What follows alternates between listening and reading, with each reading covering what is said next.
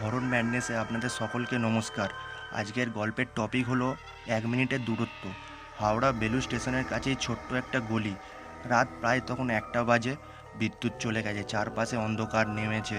Souvik office থেকে বাড়ি ফিরছিল। সে জানে এই গলি দিয়ে গেলে নাকি তার 1 মিনিট সময় বাঁচবে। লোক মুখে শোনা এই গলিতে একটা বৃদ্ধা মারা গিয়েছিল বিদ্যুৎ স্পট হয়ে।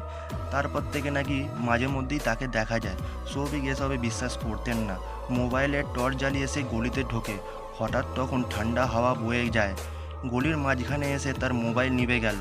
আবার চালাতে গিয়েও দেখে ব্যাটারি কিন্তু পুরো চার্জ ছিল, তবুও বন্ধ। সামনে অন্ধকার একটা ছায়ামূর্তি দাঁড়িয়ে। একটু আলো দেবে বাবা? একটা কম্পিত বৃদ্ধ কণ্ঠ। সৌভিক কাঁপতে কাঁপতে বলে, কে কে আপনি?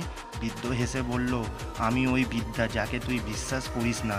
তুই তো 1 মিনিট বাঁচাতে চাইছিস না? সৌভিক দৌড়ে পালাতে গেল, কিন্তু পা আটকে গেল। নিচে তাকিয়ে দেখে কার যেন হাত পা চেপে আছে।